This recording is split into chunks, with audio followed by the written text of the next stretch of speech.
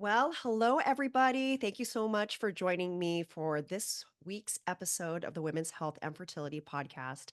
Today, I have a very special friend and sister in wellness, Luka Barba.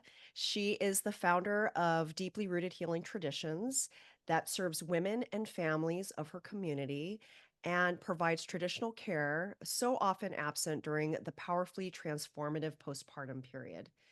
And by following the wisdom of generations of women around the world, Luca is able to uplift, empower, and support new mothers as they bring life into our world.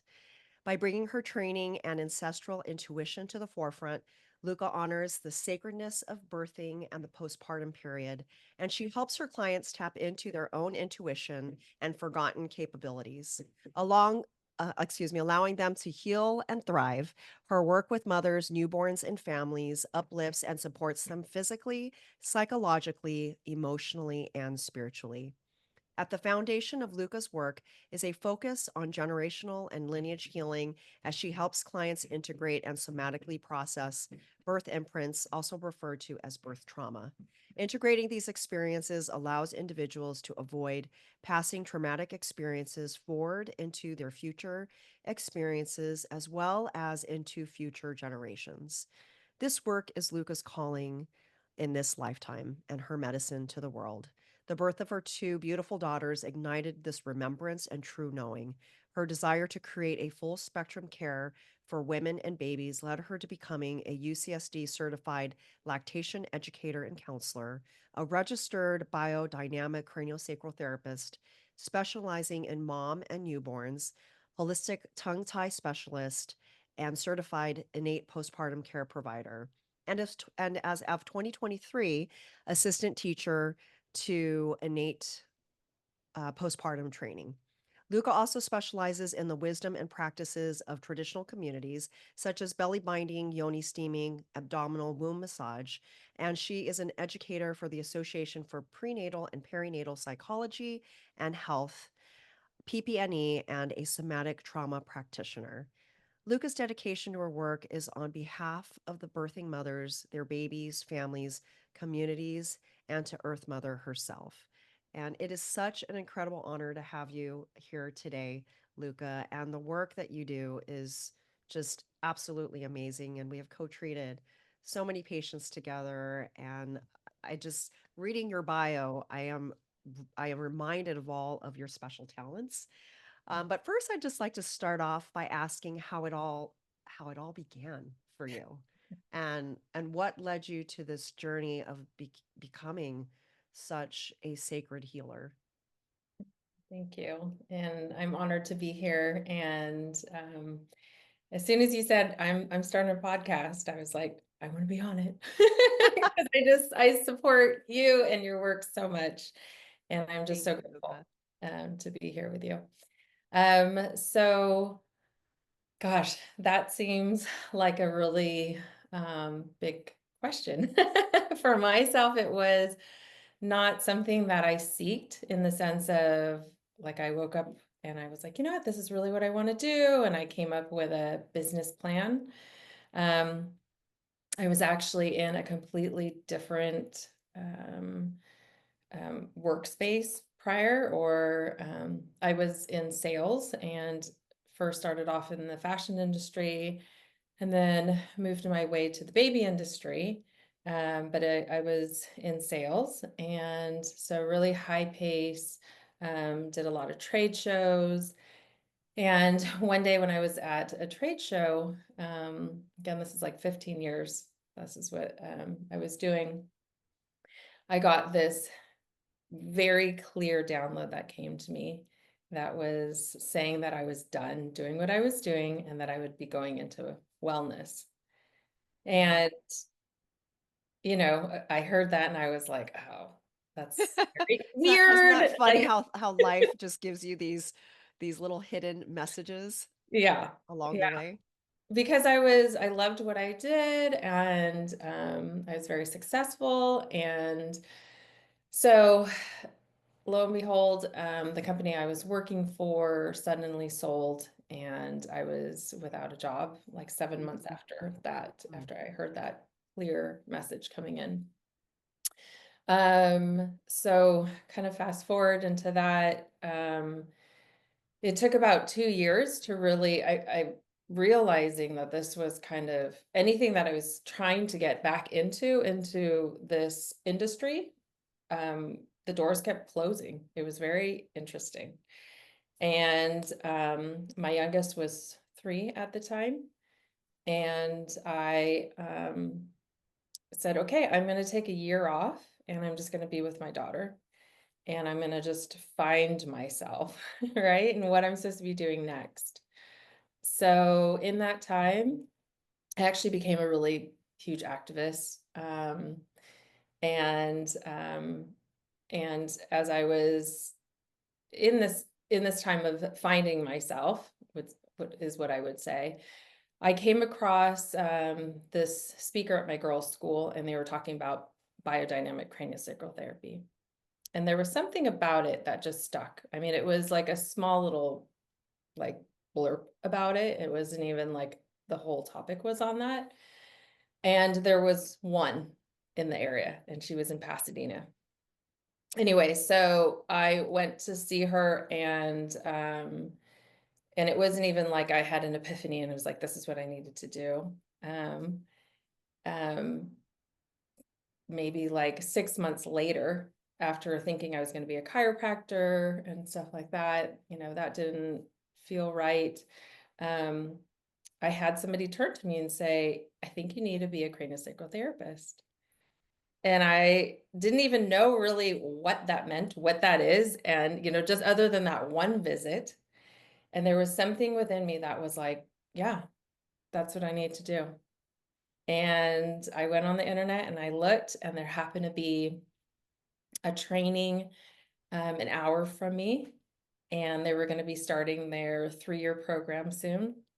And I mean, it was just from there on, it was literally just doors opening, opportunities, teachers coming to me, mentors. I mean, it was just, I was in this flow, and all I had to do was just intuitively follow, I feel like, my heart and like what I was being led to. Um, and I remember there was the most important thing I have to say in regards to that was I remember in the very beginning of it all, and so I was signed up for craniosacral therapy, and I had just attended Innate postpartum training, and it was her second ever training, and I didn't even know if that those two were going to come together. And I remember just kind of like putting my hands up and saying, you know, if this is my path, like I'm ready to heal what I need to heal within myself to be available and open for the women that, or, whoever I was going to be holding. And so, like, kind of make me like a clear vessel, right? And that just really like opened everything up for me. So, 3, 4 years later, I turned around and I had unknowingly, again, just following my path and where I was led to, I turned around and I just realized, wow, I have a full spectrum postpartum care. Yeah. Oh, I can't hear you. I'm so glad that you listened to the message and you didn't ignore it. Yeah. I mean, there As was a as we point. do sometimes, right? Or at least we Yeah. have to hear the message a couple of times in Yeah. order to like really pay attention. But it sounds like you were ready. You were ready to make that huge leap and change in career. And I'm sure so many women, hundreds of women, thank you for that. And Yeah. babies too. No.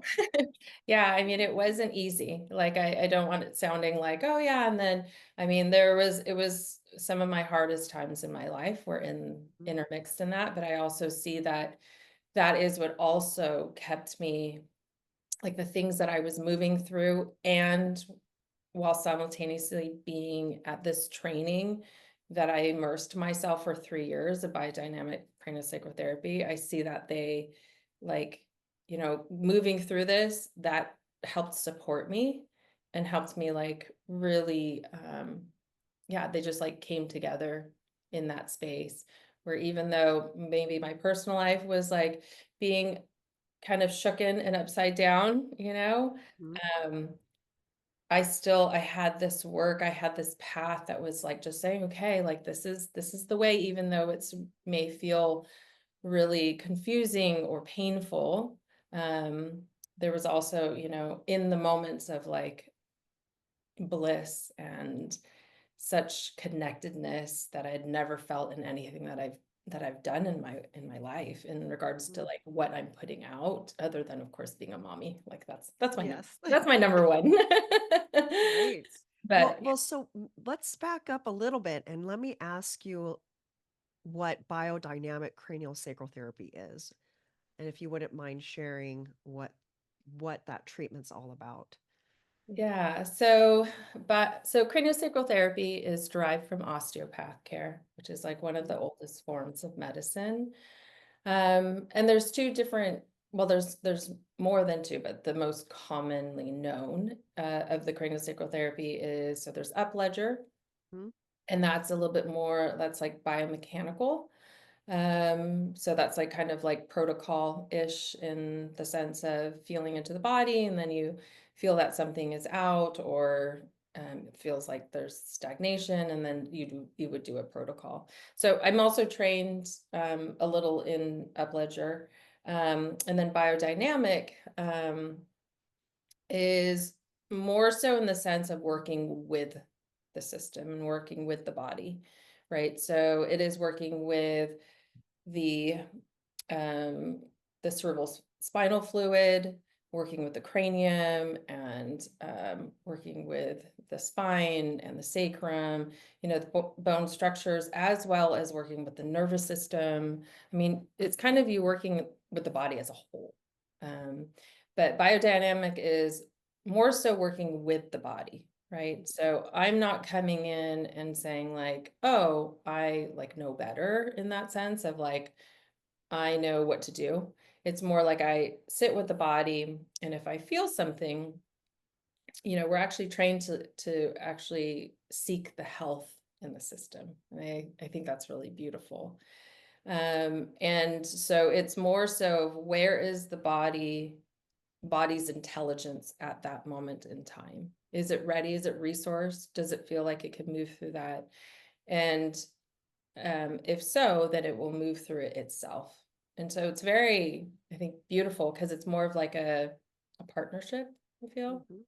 Um, yeah, Well, I love how the foundation of this type of therapy is like tuning in and like really listening and and being quiet for a moment to be able to really understand what's going on. yeah. And It's like a form of meditation. I mean, it yeah, is sure. so much. And again, like you can see how that helped me in the times that were really challenging, that I was personally even moving through, is like I learned so much how to like quiet myself, because that is a huge part of biodynamic craniosacral, is that we have to tune into ourselves first, right? And we have to see and witness ourselves, and then we can be there for our clients, our patients. And then that way you can feel the differences to what is mine and what is theirs. Right. So yeah, Well, I can't help but think about the balance of yin and yang and how craniosacral is such a yin type of treatment, versus other modalities that might have more of that yang nature of like movement and like adjustments, or really more like manual therapy that's a little bit more intense, whereas I mhm, feel like craniosacral just holds the space, listens to the body, and just kind of supports where the body needs to go. And so yeah, it's such a yin treatment, and it- receiving it, I mean, I've had the pleasure of having several treatments with you, and it's just one of the most incredible feelings to be able to just be And Yeah. it is totally like, I always like to think of craniosacral as it's like receiving the biggest hug that you can ever, the biggest energetic hug you can ever receive. And you Yeah. just feel so supported and nourished during that time. It's Yeah. wonderful. I love that you said that though, because it is so much of that essence, right? Because it's slower, right? It's not this like quick, we're Mhm. such a culture that likes like, like get in there, we can feel it, we can do it, Yeah. Let's do that deep And tissue massage. yeah, Yes. and this is really subtle and it's very I feel like it's we don't have that enough, right? Where it's almost Right. like communing, Hmm. right? And it's like it's very presently driven. Um and yeah, it is very special. And I just I love the other part too is this also was a medicine for myself Sure. because prior of this I was very much in my masculine, Hmm. like Hmm. very much go at it, do everything, crank it up. And so being in this training, I mean, it would be like 5 solid days of this medicine, and then we would do it every 9 weeks. And so it really just retrained my nervous system into Right. slowing down, into being present, into listening. That Yeah. sounds like such a powerful training. So it's like heal the healer too in the process of getting trained. Yeah. Yeah, for sure. Well, for those listeners that haven't received cranial, I highly recommend it. And because of the work we do in our clinic with uh, young moms or women that are trying to conceive and start a family, I feel like it's such a great modality for mothering the mother or the soon to be mother. And everybody needs to be nourished and supported in that way, wherever you are in your fertility journey or your journey in motherhood. So I don't think we get enough of that yin nourishment. Yeah. So thank you for providing that care and all the training and support that you do for the community of craniosacral therapy workers. Yeah. Yeah, I just can't say enough about it. So, what can a patient expect during a treatment? Like, if you could break it down and let us know, like, how long is a treatment and how do most patients feel afterwards? So I think it's important to share for in regards to my work, is and just kind of branching off of what I shared in the style and the technique and stuff.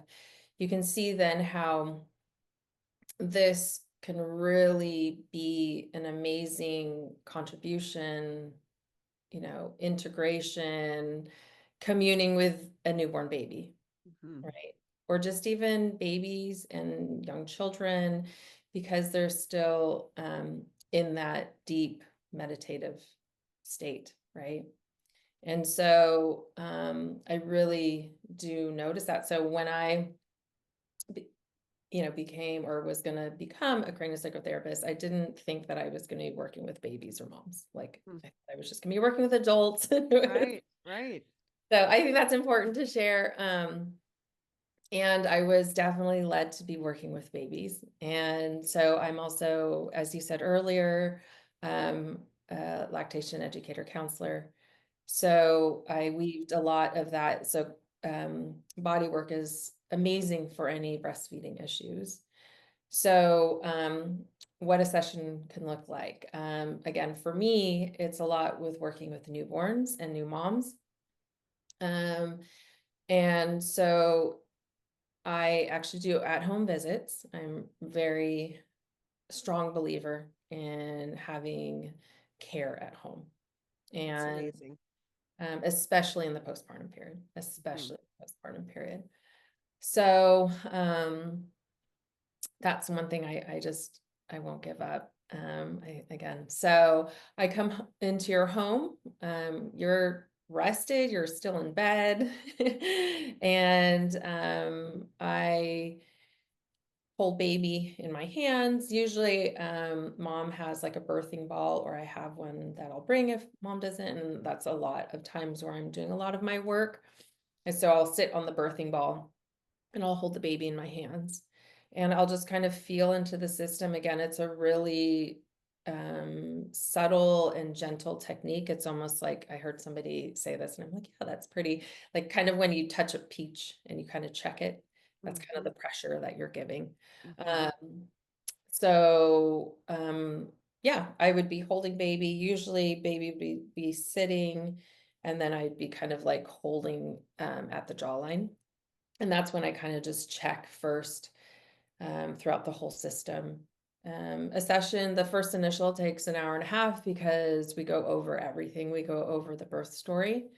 That's a huge foundational piece of my work. So coming in and before I think this is also really important, I don't touch the baby or anything for at least 20 minutes. And my reasons for that is I come in and I really connect with the mom. And again, we go into the birth story. And so baby's kind of just getting orientated with me and my energy. And, we're not like rushing. Again, this is so much about a pace of postpartum, which is like we need slowness, right? Right. And we need Right. intention and presence. And so yeah, so we go over the birth story, and that gives me a really great kind of like bird's eye view of all things, like tracking mom, tracking baby. And then when it is time to hold baby, then I kind of just hold his or her story in the periphery, right?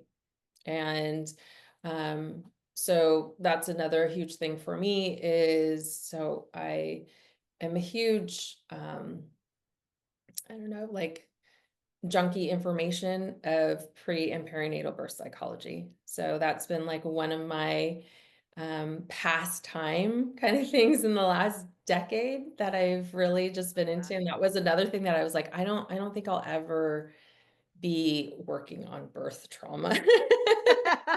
Isn't that funny how life takes some funny twists and turns where you're just like, I'm not gonna do that. And then before you Yeah. know it, 2 years later, you're in the thick of it and it's I'm just I'm a right. firm believer on never say never.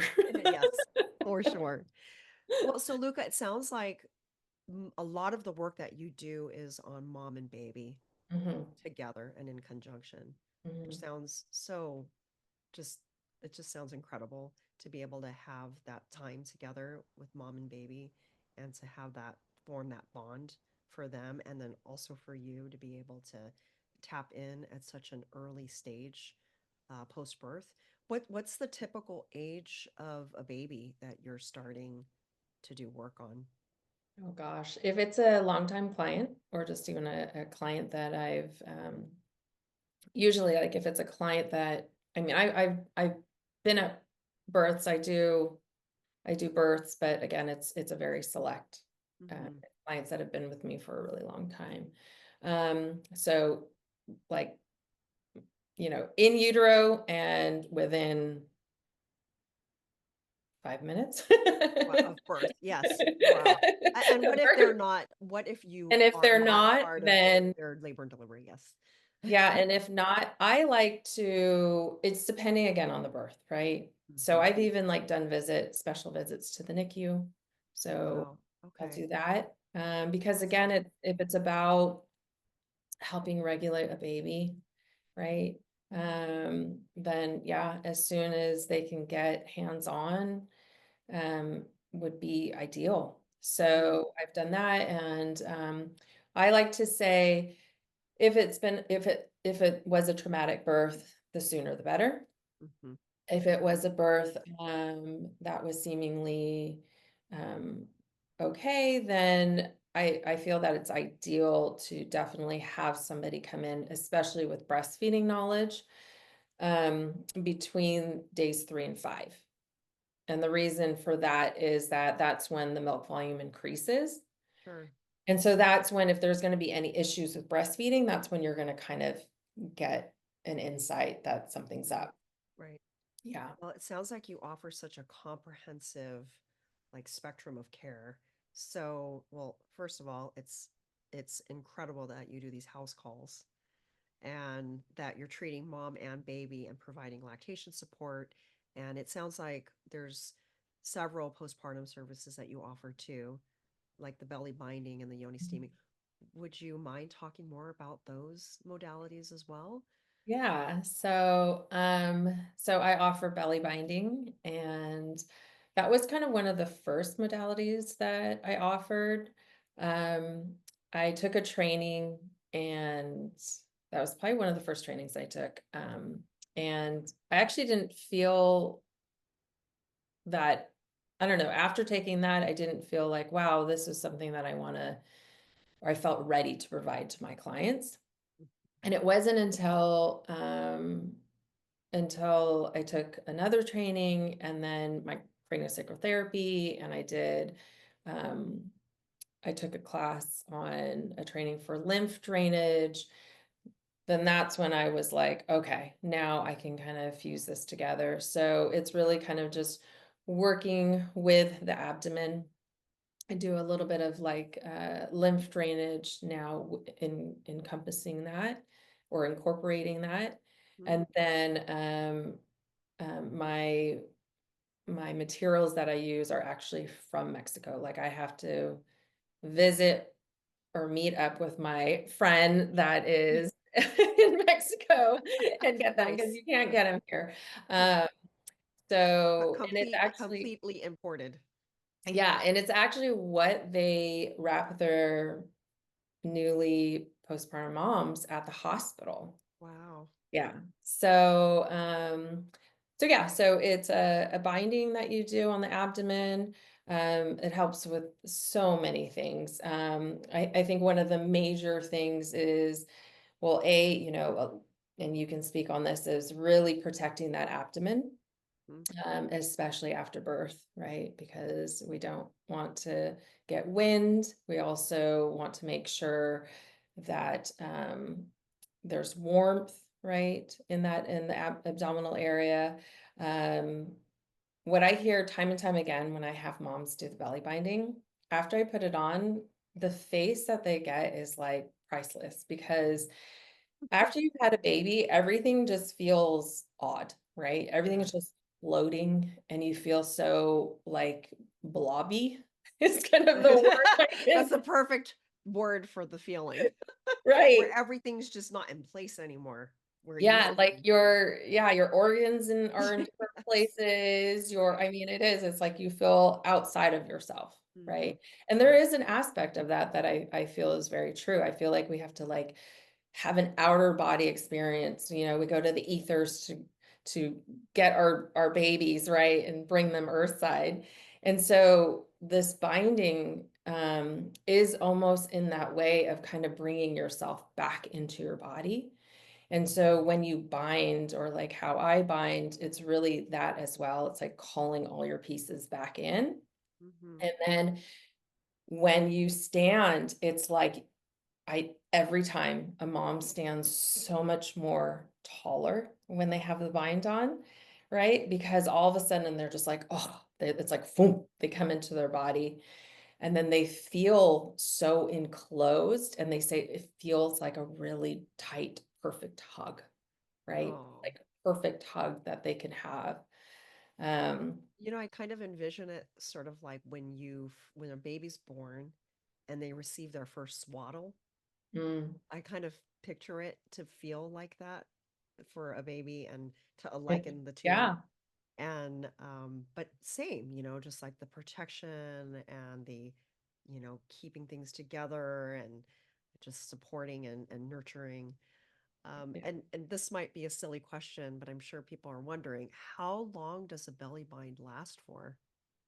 So the ones that I do, so again, the reason why that it is so settling too, it's very settling on the nervous system, right? And that's why it works. Swaddling works on babies and stuff like that. So, um, but how long? So when I do it, I was trained to have it on for 18 to 20 hours. So a Okay. solid 18 to 20 hours. Mhm. And then you need to remove it and have at least 8 hours without a bind. Um, and I think it's important to speak on, so I'm pretty sure some listeners will be like, well, how about the binds that you get at a store Sure. or, right? Um, or like the binders. So those I highly don't suggest you get those. Mhm. Those are for, waist, inching, stuff like that. And what can happen is so it's going to bind the middle, okay? And so it's going to have organs going up, right? And it's going to have your sexual organs being pushed down, so possible of like a prolapse. Oh, that does not sound like a good thing. Yeah. So it's really important for a belly bind, postpartum belly bind, okay? It has to be low. So mine are always like low, low, low into the hips. So that's really important and significant. Um, and sorry, what was your question again? How long they last and how frequent they're being done and Okay, how so often. so yeah, so sometimes that can be enough for a mom, right? Is to kind of have that. And then I have also fabric like cotton fajas. Mhm. And that's always nice to just something that you can do yourself to just again have that extra little support, have that extra little warmth, is having that faja afterwards. And again, it's something that you can do on yourself. Um, I'll have clients who will do it on a weekly basis, maybe like the first 3 weeks. Mhm. Mhm. That seems to be what I tend to get. And that feels right. Like monitoring my clients, that seems to be like the ideal, right? And Um, and what if somebody has a C-section? so the same. So for me, in regards to C-section, I kind of like to wait till they get the okay. I think they go back like, well, it's 6 weeks depending. So postpartum. if what was that? 6 weeks. Yeah, but I'll do it even before then. If so I look at it, right? And if I see that there's any issues with it at all, um, then I wait. I wait at least like 3 days for a C-section. Okay, that makes sense because you want to make sure there's no infection or Right, anything. exactly. Okay, that makes sense. And those ones for sure, like if anybody had a C-section and they're thinking of getting a belly bind, Mhm. it's so important to make sure you're getting, you're getting this work done by somebody that knows what they're doing. Sure. Unfortunately, there's so many now people binding and they're learning very quickly and then they're spitting it out. Um, so with a C-section, it's even more important. So, where the placement of the bind is going to be huge because if somebody does a shallow bind, it's going to be right on there or right below it, and that can cause some issues. Right. Some irritation, some complications that you don't want. Yeah, yeah, Yeah, that makes a lot of sense. And I remember one time I was asking you about belly binding, and you had such a beautiful way of describing it as such a sacred ceremonial process. And I yeah, thought, wow, everyone needs to be binded by Luca because the ceremony of it all, and I think that when you have a baby, unfortunately, sometimes there are birth traumas. So being able to have that ceremony of bringing you back into center and grounding yourself back into your body is so important in your yeah. postpartum recovery. I So think if you it's could speak about that, I'm just curious to know a little bit more about the ceremonial process. Yeah, it's just again, it's intention, right? And it's also I feel as us as women, we love rituals. We love Mhm. ceremonies, especially when we move through something such as birth, which is a rites of passage, right? It's a transformation, and maybe our biggest transformation yet. And, you know, one of the main things in a rites of passage is when you come out is the witnessing, right? And that I feel is we don't really have that in our culture, right? A lot Right. of things are done behind closed doors, Mhm. right? especially if there's been trauma. And we have more of a society that's like, okay, when you're good, come on out, Come on out, right? right? Come back, integrate back when you're all Yeah. better. Yeah. So for me, it's so much of like holding what is and honoring what is and witnessing what is. And so again, it's just all intentional with my binding. We do a lot of just placements, hand placements, especially onto the womb, and sending gratitude. Um, and there's also, again, and it's so symbolic as well of just bringing the mother back into herself, right? But renewed is really important to accentuate, you know. I love that. Yeah, and then there's a bone closing ceremony that's separate and that I offer. Um, and that's usually done a little bit later, but that's also very ceremonial. Um, it's very sweet, and I feel like that the bone closing has really helped my clients that say they're having a hard time getting pregnant again. Mhm. That has been a really great ceremony to offer those moms, because that's usually there's a piece of them that, whether there was some trauma with the previous, or um, there was miscarriage, or a stillbirth.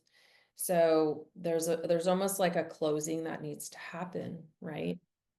And an honoring, and in order to open up another chapter.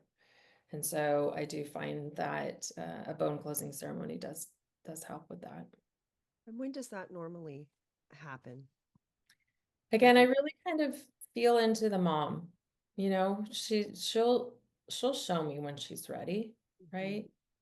And because again, it's so much about individual journey, and because yeah, I just know they know, and I know, and then we kind of do the look of like, okay, It's it's time. And it sounds to me like it's something that happens when you have kind of come to a place where you've healed and have had like the care and the sort of renewal that you need and the rejuvenation yeah, that is required for your body.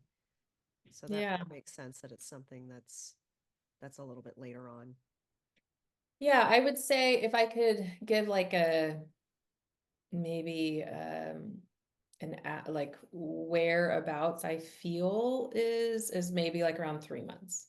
3 months. Okay. So Yeah. right after that fourth trimester, the turning of the fourth trimester. Yeah, I feel like that's when they go, okay, like, what, I really, because that's also when baby shifts too. Sure. That's Yeah. really, baby shifts out of that really like newborny phase, and all of a sudden they're like eye contact and really engaged, and Right. and then they're starting to feel like, okay, like, oh, we're not in fight or flight. Yes. We You're might not in be, a but we're survival not mode like in it all anymore. the time. Right. And you're getting a little more sleep, hopefully, by that point too. And the baby's Yeah. sleeping a little bit longer. And yeah. Well, that sounds awesome. Amazingly awesome.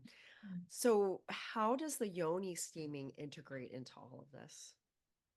So Yoni steaming, I have like a Yoni steaming bundle. So in my culture, it's done throughout, but primarily as well in the postpartum period.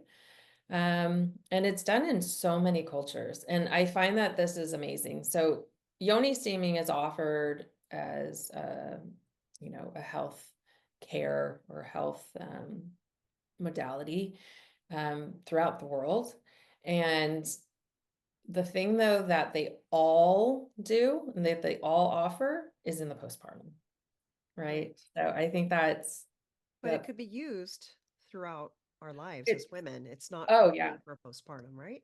Right. So my daughter does it. So it's good for your moon cycle. It's good for if you've got fibroids. It's good. I mean, it's good for so many things. It's good for when you're in labor. I mean, yeah, Wow. it's amazing. How about for menopause? Oh, I think that would be amazing in menopause.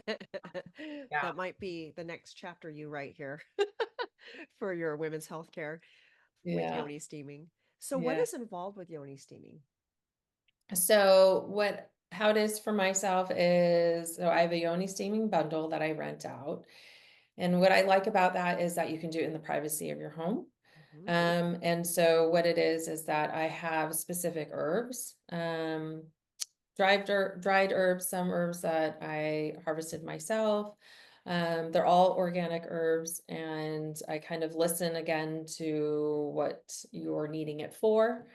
Um, and I create a blend. And my bundle is like all fully natural, right? So it's like a wood stool, and there's no synthetic makeup to kind of creating the stool, because you have to think there's going to be hot steam or steam. And so you don't want any of that entering your body and stuff like that. So I have a hot plate, and then I have a bowl, um, that it's a Japanese bowl. And that's really important because we don't want any bowls that have lead in it. Right. And so, you do the wood stool, and then you sit down, and I have like a wool cloth that I like to put around it. So just think of it as like, kind of like a sweat lodge, right? You're containing, you're containing the heat, right? And then I also in my bundle have ponchos, and they're actually what women use in Oaxaca to Mm. steam. And so it's kind of like a long, um, like gown that you wear. And yeah, so you sit, and what I like about the hot plate is that it is continuously warm. There's nothing more like disappointing than being and doing a steam and then it starts to get cold, right? Within a Mhm. short period of time. So this continuous heat is great because I like for my clients to be on it, of course, to what they're comfortable with, but 20, 30 minutes. Um, yeah.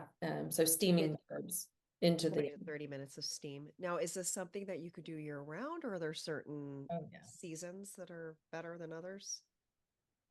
So I think, to be honest, I think once a month would be like amazing. So that would be, because again, if your moon or if your period, if your blood, right, is dark in the beginning, Hmm. then you want to steam. The next cycle, you want to steam, I would say like 3 days prior, right? If there So is, that you can promote better blood flow for the upcoming cycle and not have that same experience again. yeah, that's stagnation of the blood. Right, right. And I like then that. at the end, if you're kind of have stagnation and brown blood at the end, then you want to steam at the end of your period. Okay. That makes sense. That makes Yeah. sense. Well, Yeah. it would be such a great complement, I think, to Chinese herbs and acupuncture when I think about how we prescribe Chinese herbs too, when we're treating things like dysmenorrhea, painful menstruation, or fibroids, things like that, where women are having difficult periods. Hmm. So it sounds like it would be very complementary for sure. Yeah. Yeah. Yeah. And I mean, every time that I have a mom sign up and do that, and it's a 5-day consecutive rental, they're Hmm. always like, this was the most amazing thing because it gave them 20 minutes that they knew every day that they would have for themselves. That's so And nice, so, especially when you have a little one that's, yeah, like a newborn. Having 20 minutes to yourself is like unheard of. well, and it's such an amazing, like, we don't even think to do that, especially after having a baby, which is Hmm. crazy, right? It's like Right. honoring the spaces that brought our baby here, right? And so that is so much of the steam is really in a way honoring as well as supporting and nourishing. And it just feels amazing. And so, yeah, when I pick up my bundles, I'm always having a mom being like, "Oh, I'm so glad I did that. I'm so Oh, glad I did I love that. So it's 5 consecutive days. that." So they're Yeah, and steaming. what that helps with too is really helping the lochia come out. So Mhm. it lessens the days of bleeding. It Mm, helps with if you've had any suturing because of tears, it helps with that in regards to bringing moisture to those areas. Because if there's not moisture, right, it's going to get taut. And what can happen is it starts to get like springy and it starts to get itchy and it can mhm. be uncomfortable when sitting. It helps with hemorrhoids. I mean, it's just on it. Ooh, hemorrhoids too. Wow, that's incredible to be Yeah. able to work on hemorrhoids too postpartum, Oh, yeah. which unfortunately is such a common thing. It's so common. Yeah. Yes. Yeah. And again, for C-section moms, is it safe? Are they able Mhm. to Yep. also do the Yeah. yoni steaming too? Yeah. And I find that in that as well with the steaming and then feeling that steam right on your yoni and having to gone through whatever your birth story turned out to being. There's I always have moms to like have that time be so much about like either jotting down the birth story or just sitting in silence or putting their hand on their womb, right? And it's a time of like self-reflection of just what they've been through. Mhm. But again, just I find that it's a healing. Not only is it healing, at all the things that I just shared, but there's a healing that happens as well for the mother to be able to reconnect to that place within them. Because we just, our society is just very, we don't do that. I feel like It's everything is like, such a rush. It's like a rush to recover. It's a it's a rush rush to to have the recover. baby. It's a rush to, we are very much like, especially with social media, it's like what looks like you're winning or that you've got it down is Right. if you're at Target by day 5, you know what I mean? Oh, Like, so much pressure. yeah, it's so much pressure. And this, I feel like, is that slowing down and like being able to say, hey, we can slow down. And Yes. And hey, it's this okay. is, I'm giving you permission to do that. yeah, And your yeah. body's going to thank you for it. Oh, yeah. Yeah. Yeah, hugely. And then again, that's the thing that we don't think to do. And especially if I have moms that have other children, I'm even more so like Right. it's so important to do these postpartum, honoring and rituals and care because that's what they're seeing and you're normalizing, right? Right. Right. And yeah, and that's what we really need to shift so much is like, no, postpartum is truly about slowing down. It's about, Mhm. staying warm and getting body work and eating certain foods. And yeah, Well, I've heard this, and I think you and I had talked about this too, that there's the three awakenings in our lives as women, and one is when we get our period and we start Mhm. menstruating. The second time is when we have children and when we have our babies.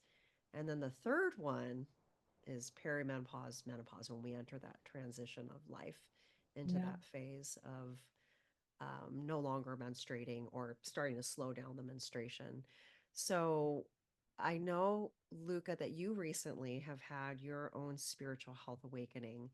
And I would love for you to share a little bit about that because I feel like it's such an important message for women and just exactly what you said earlier about slowing down and Hmm. being more in the yin vibe instead of being our yang selves, which we can get caught up in. Because the Yeah. yang self is really about ego and being productive and ambitious and getting things done, whereas the yin is a little bit more, going with the flow, a little bit slower and the path of least resistance and not pushing up against things Yeah. that and I think as Americans we're very much like we can push through anything but it's at a cost. And so I think as women, we really need to recognize, when do we need to stop pushing Mhm. ourselves like that? Yeah, yeah. Yeah, so last year, I believe it was the beginning of August, I it seems to always work this way for me. So again, I only do like maybe two births a year. And Mhm. um I had two births that were two babies that were coming in August. And I had started my bleed at the first birth that I attended. And after like, usually my bleed's like 4 or 5 days, and it just kind of continued on. And I was like, oh, that's interesting. And after like 7, 8 days, it got me to kind of just like be more, yeah, curious about it, but I wasn't concerned. Was this sort of the timing of your normal period, your normal menstrual cycle timing? So I was traveling in Europe in July, and my period was supposed to come in July and it never came. Hmm. And I was like, oh, okay. And then I came home and I didn't get it till maybe like a week and a half after coming home. So I typically had like skipped a month, right? Right. So that's a part of me was like, oh, I think that I'm extended bleeding because I had missed a month. Right. Like you're making up for time. Making up for it. And so again, not feeling concerned at all. And it wasn't until my really good friend, she's a midwife, and she just said, I'm a little concerned with how much you're bleeding. And I'm like, really? Okay. Yes. You're like, it didn't dawn on you, right? Because you just thought, okay, well, this was a longer cycle and I have more of a lining to shed. And Yeah, and I was going on with my, I had just helped a baby come earthside, or help baby support a mom in doing that. And then, this time I was seeing 22 clients a week. And Mhm. so I even had, I was in my, what I would say, my flow, right? Because I like love what I do, that I really didn't feel that I was in the negative, or that I was pulling from, my reserves. It didn't feel like that to me, right? Because it was like, oh, I'm feeling so fed in this. Right, There's right. like reciprocation that's happening. Sure. And I think And as a healer, it can mask things too, because when you're in the zone of doing your work, you can still feel really pretty good. yeah, yeah. And so I actually then, I think, creeping up to like 12 days bleeding, the bleeding was starting to become, and it wasn't like a light bleeding. And I went to a client's home, um, and it was my first client of the day. And I remember it was a Friday, and all of a sudden I felt like I was going to faint. Mm. And I'm just not, I think I almost fainted once ever before, and I was like 18 or something. So I'm not like a fainter. Um, Yes. And that really alarmed me. I was like, oh, wow, okay. I need to go home. Mhm. Yeah. Like, You're I like, I'm need to done. rest. I need to go Yes. home. Right. I need to cancel all my clients today, which Yeah. is like crazy for me to do, right? Hmm. So I went home and I just relaxed and took care of myself. And I'm like, wow, I am really fatigued. And my oldest was actually moving to college a few days after that. And so I was like, I need to get myself together.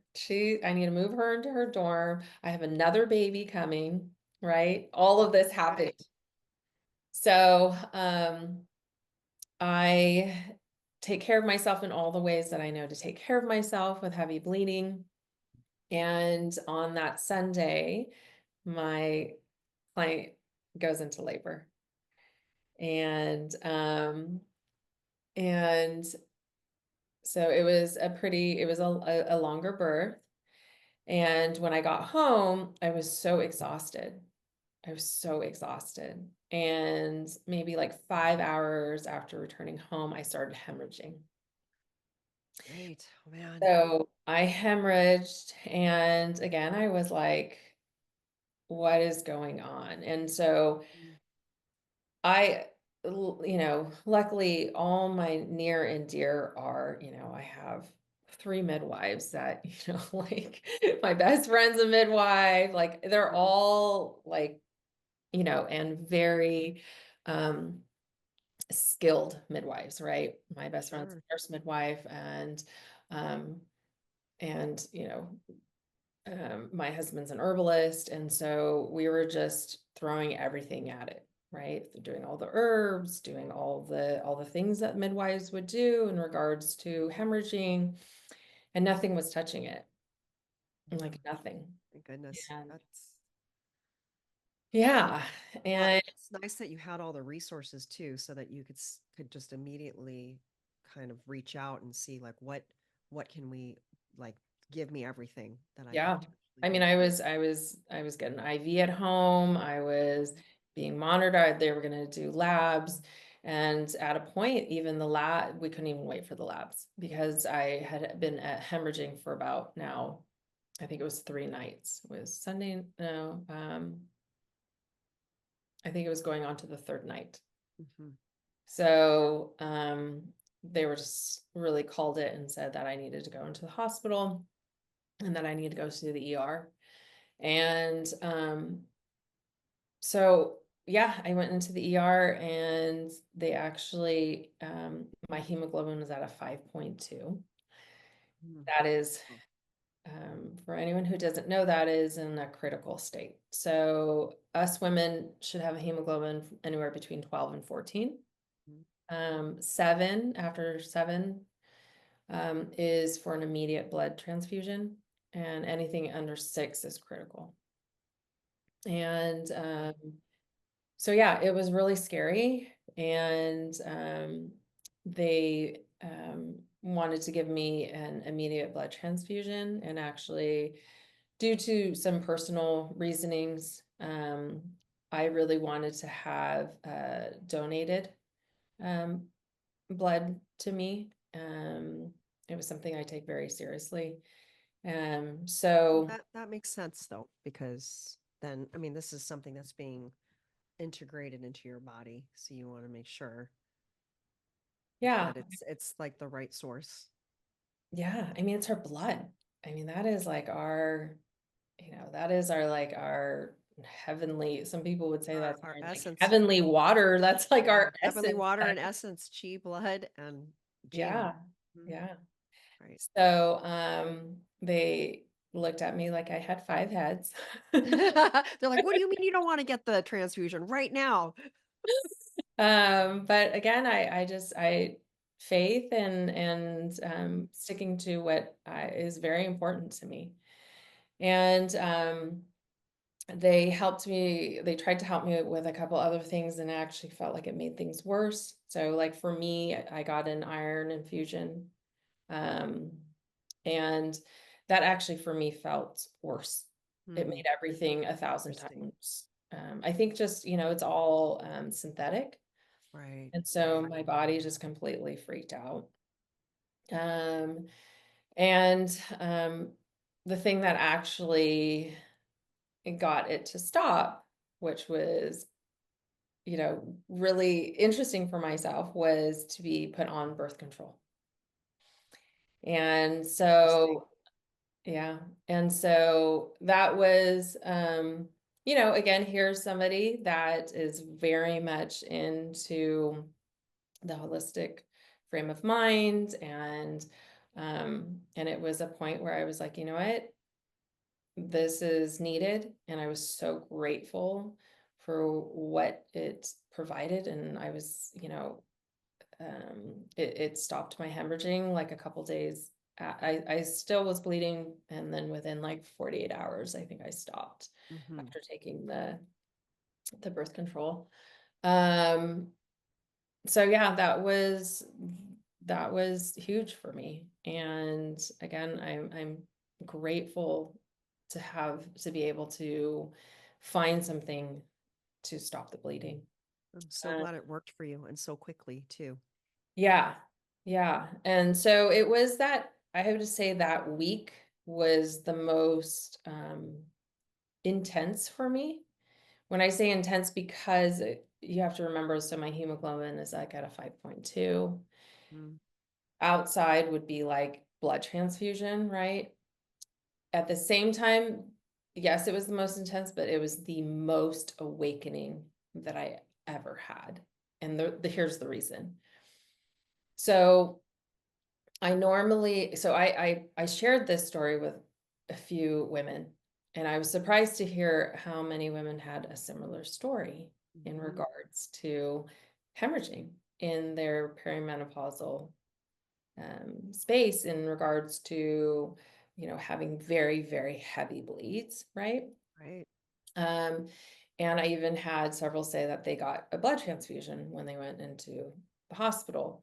right, right. So Wow. this is for me what I felt, that I got like this light bulb was like, I noticed that once the blood transfusion came through, it's like if nothing ever happened, right? You get the blood transfusion and you're back and you're on your way. So for me, that week of waiting for donated blood by my two dearest friends, they happen to be O negative, Oh, what are the right? odds of you having like the perfect match with two of your best friends? That's Yeah, I mean, it was so profound and so beautiful. And so, but since it's something that is not from the norm, right? That, I mean, it was like jumping through hoops trying to get an understanding that I mm, wanted, specific donated blood to me. right. In that process, it took, I think, 8 days. So I was in this depleted state, right? But it got me to really reflect and really go in and really get an understanding of what my body was trying to show me. What Hmm. are things in my life that are not conducive, that I may have worked for me when I was younger? Or, I mean, it was that period that really had me just, everything stopped, right? Yeah. And then I find this so profound, right? What helped me and what my protocol or my regimen to heal is everything I teach. I mean, Wow. everything that I Mhm. teach, everything that I bring forth to my clients, right? So when you hemorrhage, you lose blood. And so a lot of people know this in regards to birthing, you lose blood. And so it was all the same. All the herbs that I had to take and all the Mhm. teas that I was making, all the foods that I needed, had to be in eating at that specific time. I don't think I've ever rested as much as I did in that time. I mean, like I literally couldn't do anything else. I moved from my bed to the couch, from my couch to the bed for Yeah. 2 months, solid. Wow. Your Yeah. poor body was just so worn out. It was, but at the same time, it was like a rebuilding. I really felt Mm. like it wasn't honoring to go back into this space that Right. Right. I honor and that I help move through. You know what I mean? Like my youngest is 13 and my oldest is 19. So it was like, for me to be gifted to go back into this space, right? To really embody it again was significant. But Right. now I have this other sense, right, with the phase I'm at now. So I'm in perimenopausal, I'll be 48 this year. And so that got me to go, oh, I'm reaching that third golden opportunity. That's right. Okay. Yes. And it's like an epiphany, like a light bulb goes on and you go, "Oh, this is what's happening now." Yeah. I don't Yeah. know about you, but I was in denial. When I hit the perimenopausal phase, I was just completely in denial. Oh, And even as completely. many perimenopausal, menopausal women that I treat in my practice, When I started having like some hot flashes and what you were talking about, like the heavy menstrual cycles, I called them like the crime scene periods that are so heavy that you kind of have to be really connected to a bathroom like your first 3 days of your period. Yeah. But yeah, I completely agree where all of a sudden But you're like, oh, this is what's happening now. And I'm but I like, think that it's makes so sense. interesting. So here I'm coming into that third golden opportunity, right? And what is it in the other two that we talk about in regards to bleeding, right? Mhm. So whenever a mom, after she's had her baby, right, and if she's like, oh my gosh, my bleeding stopped, but then all of a sudden it came back, It's or back. it's Yeah. it's super heavy all of a Mhm. sudden, I say, Right. what did you do? Right. And it's usually that they had done something and they had done something more so pushing themselves that day, Sure. right? Oh, I went to the park or I did this Mhm. and I was on my and feet that's longer. and Yeah. that's how the body shows it, right? Right. And Right. so that's kind of like what my body was doing again, right? And I just think it's just so interesting, like going into this phase, but now it's so I feel that now I'm transitioning into really understanding what is it to be in this threshold now? Like what are the reasonings of this hormonal shift, right? Mhm. Like our body is so intelligent and I feel that we have it so skewed. Usually when something is an honor, right, is usually not looked in that way. So Sure. we always look, especially where we're at, right, in Southern California, it's like aging is there's a lot of fear in that, and there's a lot of Yeah. sadness and a lot of grief. Mhm. For me, I want to get an understanding of like what's really happening, right? Why are these hormonal shifts, right? Like what is it to be a crone? And what is it in this transformation that we're not picking up, right? Because we're so stuck on wanting to stay To in. hold on to our youth, to Yeah, hold on. Yes. Yeah. Well, I love your fresh and positive perspective. This third golden opportunity and yeah, this opportunity to awaken as a woman and to really dial in and listen to yourself, your body, and kind of just embrace the change instead of yeah, fighting the change. I think we tend to in Southern California and Orange County specifically, I think we fight against it or we try to fight against time.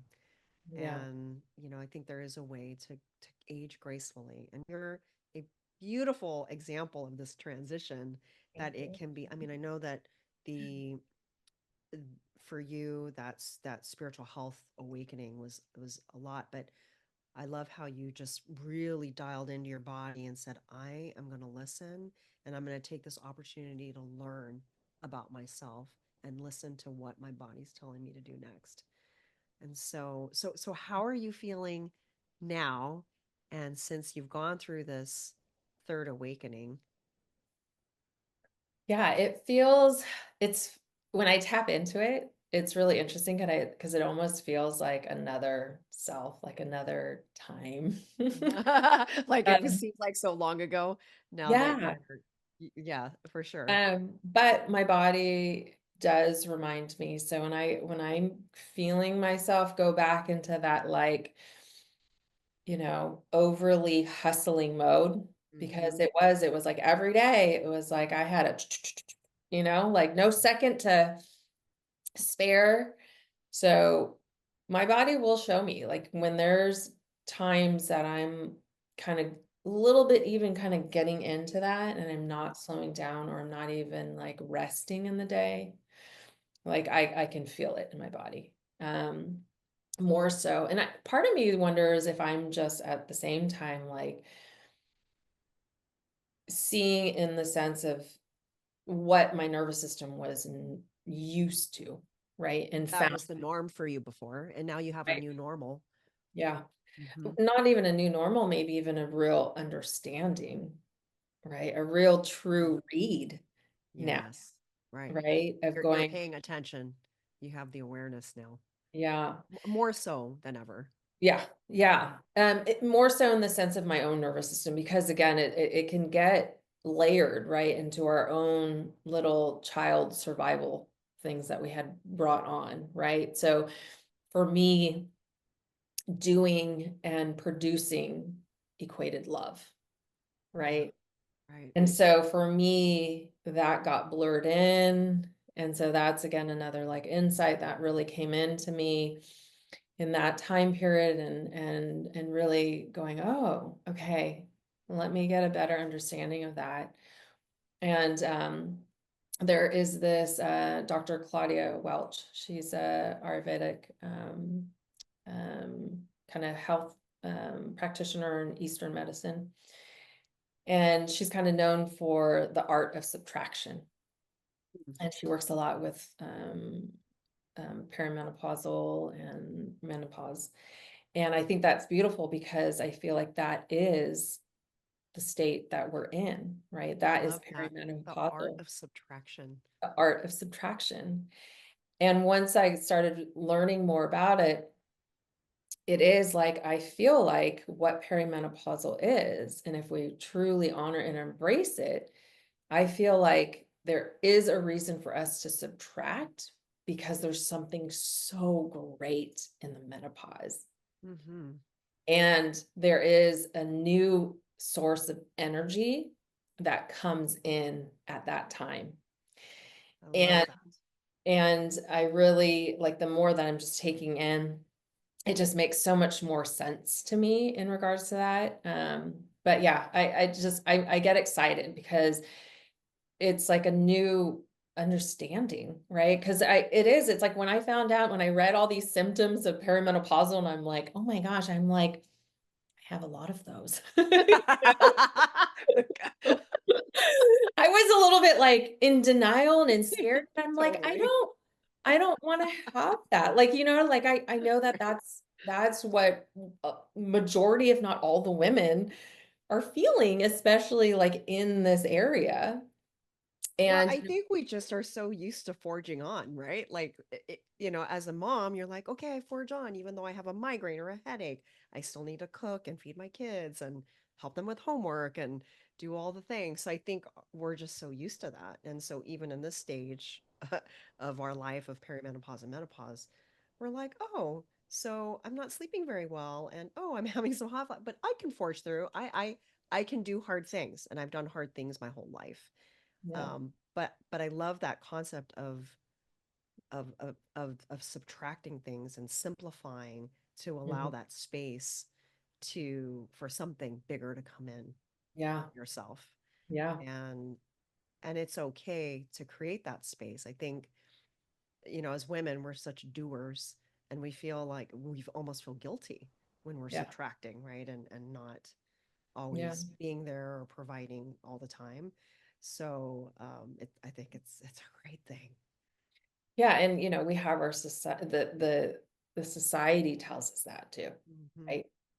And so we get this feedback of like, no, we need to, but like, we just need to be done with the martyrism and be done with all, Yes. Yes. and Amen. really, yeah. And I feel like exactly we're missing another transformation, another transformational period that I think is actually, you know, brings us into another deeper space within our true self. But Hmm. it has us going, more into fear of it, right? Of like a lot of women are doing the bioidentical hormones, Hmm. right? Because heaven forbid that I feel fatigued. But is that fatigue there to show you to slow down? As a reminder. As a reminder, that's what I'm saying. The Mhm. body As a is so reminder. wise. It doesn't do these things to just like piss us off, right? We think so. We just think it's like doing tricks on purpose to really Well, get because under like our we want to skin. be the victim of it, right? Right, Like, right, totally. Yes. yeah, I'm yeah. And sure it's that a lot of no, people it's feel that like, way. and that's what I mean. And that's that other thing that I got awoken to was like, seeing that if I just gotten that blood transfusion right away, I wouldn't have skipped a beat. I've been right back at it. I would have been seeing 22 clients a week. I Right, would be, right. on to the next thing and boom, boom, Mhm. boom, boom, boom, boom, right? And so depleted and not knowing why all of a sudden I have all of these. And I really think that these symptoms is actually us not honoring this transformation as we should. I think that's a really good point. And not making the adjustments in our life to accommodate for this new phase Exactly. Yeah. and giving ourselves permission to make those changes instead of doing the same things that we've been doing in our 20s, 30s, and 40s. Yeah, there's got to come a point where you shift things. Yeah. Well, Luca, I can talk to you forever. I mean, I I know we just always have always such enjoy our amazing conversations. conversation. Well, let me ask you three more questions. Okay. Number one, if you were to leave any advice for women in any phase of life, what would be a few of your top key things that you would recommend? Hmm. I feel like for younger, I feel like for kind of like matrons, like I feel like I kind of wish I had this and I knew this was the importance of that transition. I think, you know what, the golden opportunities. I think having an understanding of how crucial and beautiful these um, transformative periods are in a woman's life, Hmm. right? So really honoring again the start of menstruation, right? And really what does that mean and how can we support as mothers, as how can we make it and create it into something that it is where we're teaching them very early on that it's a period to slow down, right? Yes. And Right. it's a period to really tend to self. If you think about it, those are the two things that I feel like leave us so quickly, right? Is that we speed up and we don't take care of ourselves. We don't. And so if we can instill that Hmm. early, right? And Yes. I love then that. we can bring that into after the birth or during pregnancy and at a birth of a child. And really again, so it's going to be this like pretty easy transitional where it's not like, oh, I got to slow down. It's like, no, that's already been instilled Right. when menstruation was starting. Well, I think you're building a foundation for these young women to know that there's time to rest and rebuild and recover and rejuvenate, Yeah. and it's okay Just to like the to, seasons, to do it. right? Hmm. Yeah. Yeah, Yeah. exactly. Yeah. That's Yeah. beautiful. I love that. That's great advice. Anything else you wanted to share as far Um, as the as words of wisdom coming from you, Luca? I I think in the sense of like support, I think one thing I can say, especially since postpartum is my thing, um, is really getting that support. Um, I feel that it's slowly and way more than it was 10 years ago in regards to postpartum, right? And getting care, Sure. support. But it's still not huge, right? It's not like a normalized thing. I think one of the main things that I can share, one significant thing I can share in regards to that is the importance of having support one way or another, and not having it be where your partner, okay, is your support. Like that's your postpartum plan, your care, Hmm. right? Right. Your You need husband, your more than partner. that. Love your husband, but it's nice to have a community to lean Yeah, on outside for of. sure. Yeah, because Because I'm where, the men also we've kind of faltered in the sense of men are coming into this space not knowing what their job is, right? yeah, What yeah. do they do? Right. What's their role in all of this? And I feel it's because the lack of the severed relation of elders, right? Especially male elders, right? Hmm. And so on top of that, if we have then our partners, our husbands being our only support, that's eh, that's not going to be sustainable, right? And that's going to cause a lot of friction in places where this is where all hands are on deck, right? This is where there needs to be two layers of support. So, um, my teacher and dear friend, she is the creator of Innate Postpartum, and one of the things that she taught that is so amazing is that in regards to how the baby has two layers of support, right? From the wall, the abdominal, the amniotic fluid, right, has two layers. Think about that as external. So if baby has two support in that, and then the parent, so the mother, father, okay, then the mother should have two support. Makes sense. So two support behind her. And then Mhm. the father should have two support behind him Yeah. and carries on. And that's what I feel is really important. Because again, we don't put enough care, I feel like, in the postpartum period.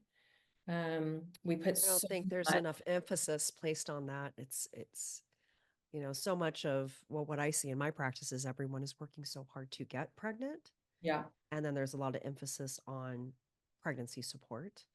But then it's like, and then here's fourth trimester over here, and yeah, here's postpartum. It's like way off in the distance and not, but it's so much better than when I had my kids 20 yeah. plus years ago. There's so Oh many yeah. more resources So and many more resources. mhm, But sure. again, I do feel that there's so much planning that happens in in pregnancy, and so much is evolved around that. And I feel though in the postpartum, there is, but people don't tend to then have to like seek it when something goes wrong, right? Right. It's not a preventative thing. It's more of a like, oh, I'm having issues now, and where do I go for that problem? Right. And then It's now usually reactive. there's so much there than there was before. But I'm Mhm. talking about really setting up a true kind of foundational support throughout. Sure. I mean, we have birth plans. We should have postpartum plans too. Absolutely. Yeah. That Yeah. makes total sense. Yeah. So I think that's a great message. If you're a woman that is pregnant or you're planning to get pregnant, don't forget about your postpartum plan. Your Yeah. birth plan is great, but also have that postpartum plan in place for Yeah. both you and your husband. And I love how you have to support the dads too. Yeah. It's so Yeah. important. And it could be, his father, it could be a friend, it Hmm. could even be, it could even be where if he has a therapist that he sees, Sure. or it could be, somebody that is giving him body work once Right, a week or right. every other Yeah, week. You I know what I love mean? Like seeing more and more men doing self-care things. mhm, Massage, craniosacral therapy, chiropractic care, yeah, acupuncture. We're definitely seeing a uptick in the trend of seeing more men. I mean, of course, their wives usually introduce them to our clinic, but they still come, which is yeah, wonderful that they yeah. continue the I mean, care. yeah, they need care too. Yeah. Yes, for sure. So Luca, one more question. Any upcoming classes or workshops that you would like to Yeah. share with us? So I do have a birth imprint um, 6-week course coming up. It's online.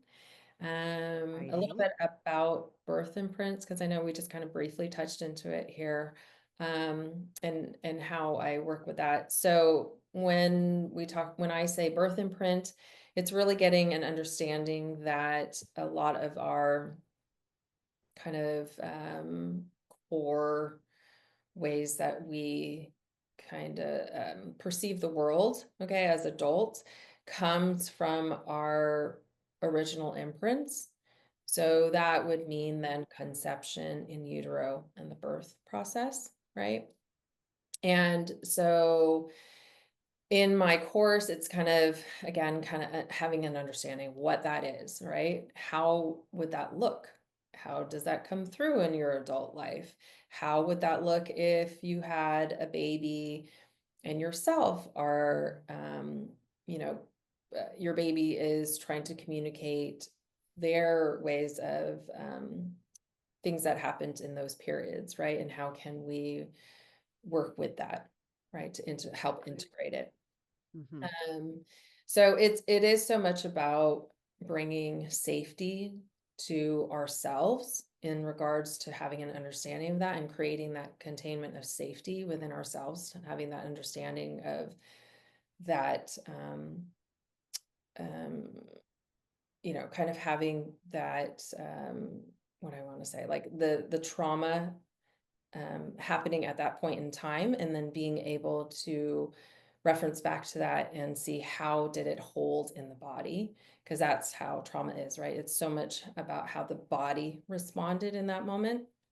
And so we go into integration in this course in regards to that. And so it's really good for birth workers as well, because and just practitioners, because especially if they're working with, so say like a midwife, right, is in Hmm. a birth, and her imprint of her own birth could surface unconsciously. I see.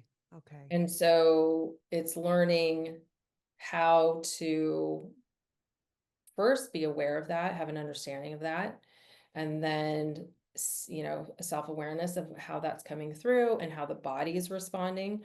And then that way, again, you can differentiate, and then you can be in the process of integrating those imprints. Wow. That sounds amazing. And you said that it's this series starts when? The series starts March 18th. March 18th. And Yeah, how many weeks is it again, Luca? 6 weeks. 6 weeks. Yeah. Okay. And then I'll be offering a physiological breastfeeding, also online course, and it's also for practitioners. Again, just really integrating all of my work together. And I find that that is something that's kind of missing out there, to be honest, is because when I just wore my CLC hat, my lactation, it was just really kind of narrow. Hmm. Um, in the way that I saw things and how things could actually improve. And then, as well as seeing now layers of what the baby is actually trying to communicate at the breast. So, yeah, it's super informative. And that's what I teach a segment, or I teach, this is like the topic that I teach in the innate postpartum training. And that's a So 9 month cool. training. Yeah. Okay. Wonderful. So I'll definitely share in the show notes all of the information about these upcoming classes. And Luca, I can't thank you enough for being on my podcast and sharing about all of the gifts that you offer in women's health and in the postpartum realm, as well as just sharing your story too. Thank you so much for just being so open and authentic about it. I know it was not an easy journey for you, but I'm so glad that you were able to come through this other golden opportunity and transition in life. And you just seem like you're thriving and so healthy. And I'm just so happy to see how well you're doing. Thank you. So thank you again for your time. And yeah, I'm looking forward to your upcoming classes. Thank you so So much. yes, you're welcome, Luca. All right, take care.